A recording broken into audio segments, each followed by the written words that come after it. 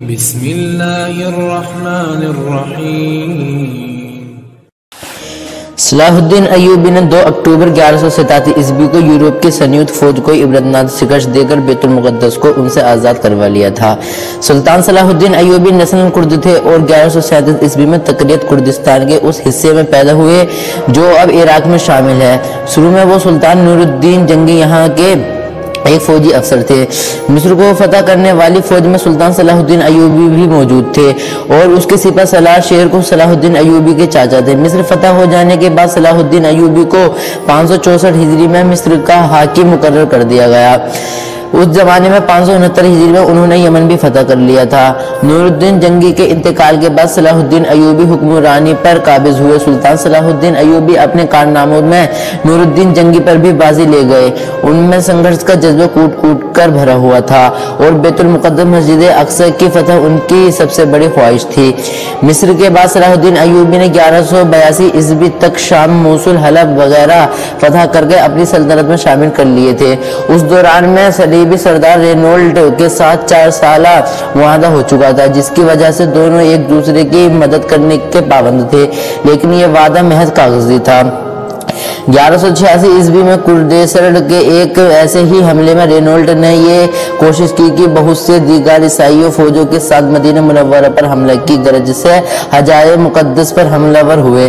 صلاح الدین ایوبی نے ان کی سرگرمیوں کی روک تھام کے لیے قدم اٹھائے اور فوراً رینولڈ کا پیچھا کرتے ہوئے حتین میں اس تک پہنچ گئے۔ سلطان نے یہی دشمن کے لشکر پر ایک ایسا آتش گر مادہ ڈلوایا جس سے زمین پر آگ بھڑک اٹھی۔ چنانچہ اس آتش کے ماحول میں 4 جولائی 1187 عیسوی کو حتین کے مقام پر تاریخ کی خوفناک ترین جنگ کا آغاز ہوا۔ اس جنگ کے نتیجے میں 30,000 کردیسر کی مارے گئے اور اتنے ہی قیدی بنا لیے گئے۔ رینولڈ گرفتار ہوا اور سلطان صلاح الدین ایوبی نے اپنے ہاتھ سے اس کا سر قلم کر دیا۔ اس جنگ کے بعد اسلامی فوج عیسائی علاقوں پر چھا گئی۔ حتین کی فتح کے بعد صلاح الدین ایوبی نے بیت المقدس کی طرف رخ کیا۔ ایک ہفتہ تک خروج جنگ کے بعد مسیحیوں نے ہتھیار ڈال دیے اور رحم کی درخواست کی۔ 2 اکتوبر 1187 کو بروز جمعہ بیت المقدس 88 سال بعد دوبارہ مسلمانوں کے قبضے میں آیا اور تمام فلسطین سے عیسائی حکومت کا خاتمہ ہو گیا۔ بیت المقدس کی فتح سلطان صلاح الدین ایوبی کا عظیم الشان کارنامہ تھا۔ صلاح الدین ایوبی مسجد اقصی میں داخل ہو کر نور الدین جنگی کا تیار کردہ منبر اپنے ہاتھ سے مسجد میں رکھا۔ اس طرح نور الدین جنگی کی خواہش سلطان صلاح الدین ایوبی کے ہاتھوں پوری ہوئی۔ سلطان صلاح الدین ایوبی نے بیت المقدس میں داخل ہو کر وہ مظالم نہیں کی جو اس شہر پر قبضے کے وقت مسیحی فوجیوں نے کیے تھے۔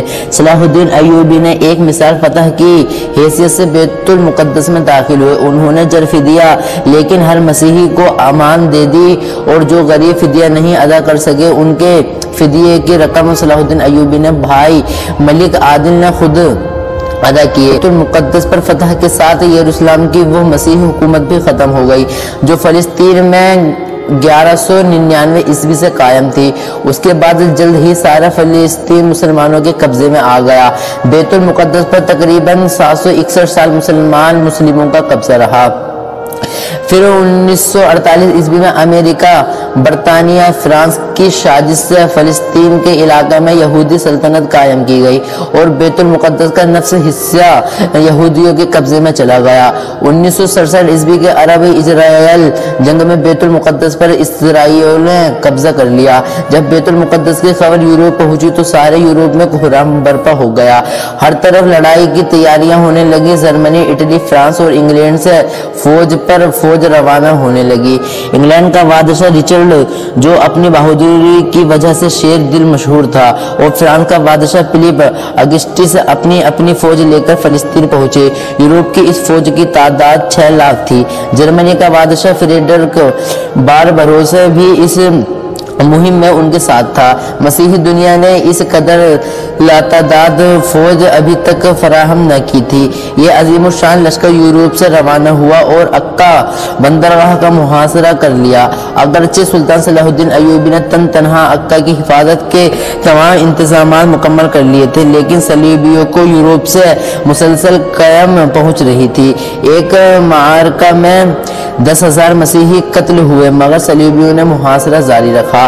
کیونکہ کسی اور اسلامی ملک نے سلطان کی طرف ہاتھ نہ بڑھایا، اس لیے صلیبی ناکے بندی کی وجہ سے اہل شہر اور سلطان کا تعلق ٹوٹ گیا، اور سلطان اس کے باوجود پوری کوشش کیے مگر مسلمانوں کو حکم نہ پہنچا۔ تنگ آ کر اہل شہر نے امان کے وعدے پر شہر کو مسیح کے حوالے کر دینے پر آمادگی ظاہر کی۔